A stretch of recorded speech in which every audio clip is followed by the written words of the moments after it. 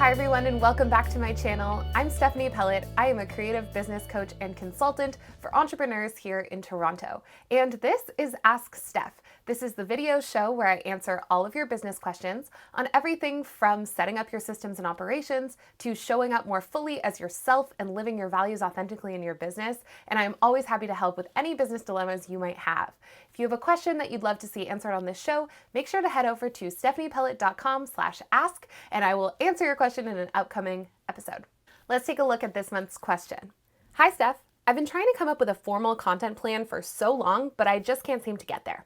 I don't know where to start or what platforms to be on, and they keep coming out with new features all the time. It's hard to keep up and do all of my other work too. How can I create a sustainable content schedule that I can actually stick to? How much do I need to be creating and sharing on a weekly or monthly basis? I would love to hear your thoughts on content schedules and how I can optimize mine.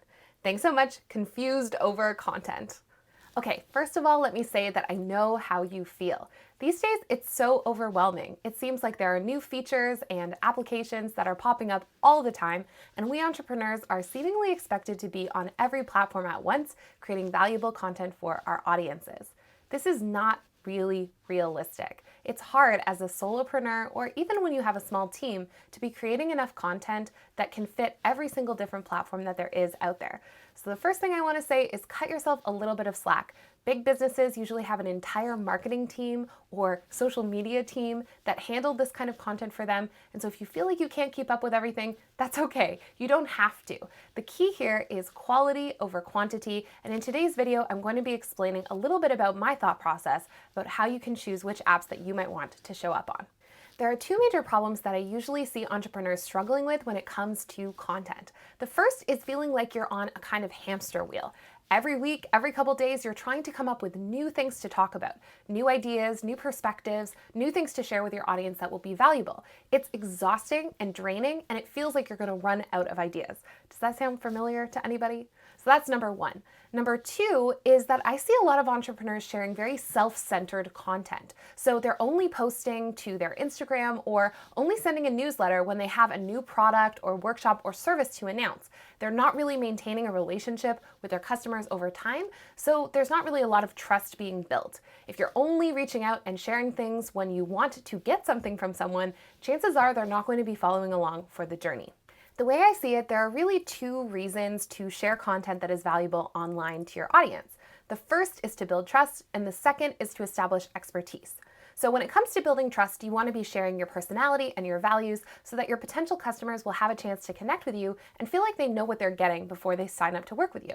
Building expertise, on the other hand, is about sharing nuggets of wisdom that clearly demonstrate to your customer that you are the right person to help with whatever problem it is that they're trying to solve. This could be through a service or a product-based business, but either way, you need to establish that in your industry, you are the go-to person to help them with this problem. Of course, there are other reasons to post content online, including growing your brand awareness or growing your audience size, but for the purposes of this video, I'm going to focus on building trust and establishing expertise because I think those are the most valuable reasons to create content. Yes, you can grow your audience, but unless you're also delivering helpful, valuable information, those numbers are just that. Numbers. They don't actually represent potential customers or people who are actually invested in your business or working with you in the future. And so it's really important to make sure that you're making your content not only from a place of trying to grow your audience, but also serve the audience that you already have. Now, with that in mind, here are a few tips to help you establish a content schedule that is sustainable and helpful for you and your audience. Number one, put your client first. When it comes to creating valuable content, the most important thing you can do is solve an actual problem for an actual human being. So when you're trying to think of content ideas, you want to think about your ideal customer. What is that avatar? Who is that person that you're trying to help with whatever you might be offering in your business? Now, this doesn't need to be demographic information like their age or where they live, but rather values-based information. What do they care about? What are they Googling when they're up late at night? How can you help them solve the problem that is presenting in their lives? It's really important to be thinking about the kinds of advice that you give often. What comes up again and again in your work? What kinds of themes do you see in your customer reviews? Whatever it is, you want to try to take some of those pieces of the puzzle and put them into content pieces that could actually be helpful for your potential customer to really show them that not only do you know what you're talking about, but that you have a piece of the solution. You want to be delivering valuable content up front that your customer could implement right away, but know that the ultimate solution is available in whatever product you might be selling. Number 2, focus on your strengths. So now that we have the first major piece of the puzzle, figuring out what we're going to talk about, now we need to focus on how we're going to talk about it. There are so many apps and platforms available to us right now for creating content online, but the fact is that not all of them are going to be a great fit for our unique skills and abilities. When it comes to creating a sustainable content plan, you want to be prioritizing the things that come most easily to you and feel fun. I'll give you an example. Imagine that we have an artist. She wants to create content for her audience, and her strengths lie in the act of creation. Anything that has to do with visuals or aesthetics, that's totally up her alley. What she's not super fond of is writing. But unfortunately for her, a lot of the content strategies that we see online are exclusively about writing. So that could be creating long-form blog posts for your website, or contributing articles to other people's sites, or of course your weekly email newsletter that is meant to be written with all of your tips and insights for your ideal customer to read. What I'm suggesting is that we flip the script. Instead of her sitting down every week to write something that she really dreads doing, how can we leverage her natural skills and talents to provide helpful content to her audience?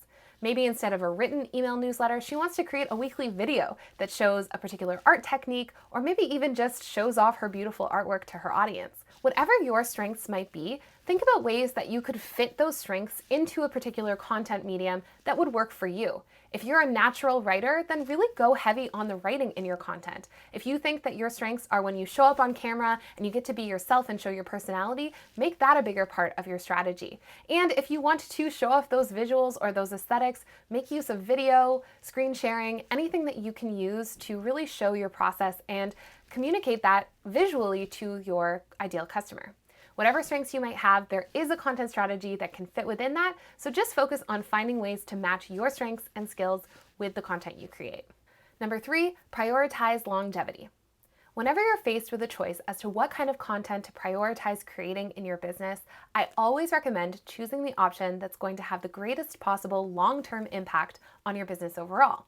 Not all forms of content are created equal. Some of them are going to last a lot longer and create new connections and engagement with your audience over time, whereas others are more ephemeral. They only last a short time and are unlikely to be seen again unless you specifically find a way to promote them. So a great example of this is the Instagram story. It has a natural lifespan of only 24 hours, or a little bit longer if you save it as a highlight. But even if you save that story as a highlight, someone would need to navigate directly to your profile and click on that highlight in order to watch the story. No one is ever going to be just stumbling upon it somewhere on the internet, meaning that you are always going to be driving the engagement to that piece of content. On the other hand, we can contrast this with a well-positioned blog post article. If you do your keywords right and you provide helpful information, that one blog post that you spend a few hours working on this week could have the impact of many, many years to come of bringing new traffic, new eyes, and new engagement to your business. People will still be engaging with it many years down the line because you've created something that is valuable and helpful. You can see that between these two options, there's going to be one kind of content, the Instagram story, that we're going to be needing to create repeatedly because it's only visible for a very short amount of time. Whereas with a blog post, we could potentially create a few really great blog posts and have that running in the background as an engine for our business over time. That's not to say that there's never a use or a purpose for Instagram stories as an example, but in general, I think in our businesses, we tend to deprioritize things that have greater longevity because we tend not to get as much engagement from them right off the bat. If we can kind of flip the script on this and make time to prioritize longer lasting pieces of content, we will see the outcomes in our businesses for years to come. Number 4, take a trickle-down approach. So this is my preferred method of creating content because I love that it keeps me off that hamster wheel of content creation where I'm always having to come up with a new thing to talk about. In this approach, I start with my longest lasting piece of content. In my case, that's usually a YouTube video like the one you're watching or a long form blog post article.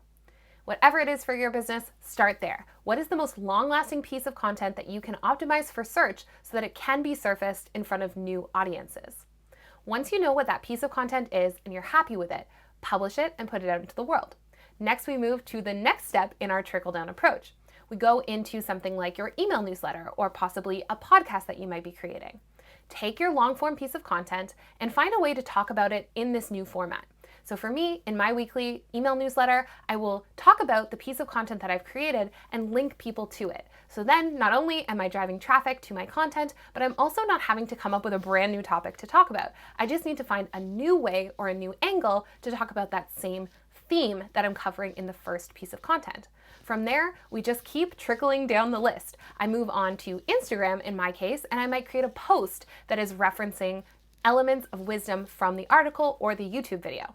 Then I might create Instagram stories that talk about the post or share further insights. So you can see as we trickle down from the top to the bottom of this pyramid, from most longevity to least longevity, we're still emphasizing and optimizing the same theme every time. This means that we're not always having to come up with a new theme to talk about, but we're emphasizing the wisdom that we've already shared in our most long-form piece of content.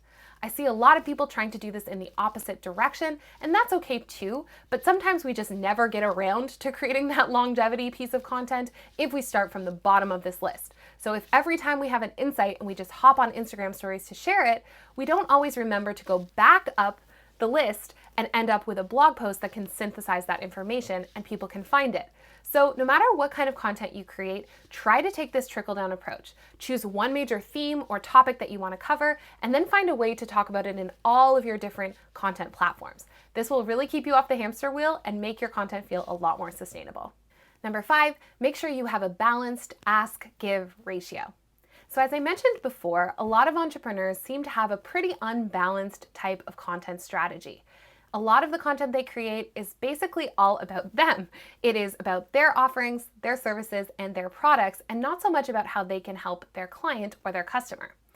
I recommend having a 3-to-1 value ratio, meaning that for every 3 things you share that are valuable and directly positioned to help your customer, you make 1 ask. So you could take this in whatever way you want, maybe the amount of content that you share in your email newsletter, for instance. You have 3 things that are helpful and 1 thing that announces an upcoming workshop.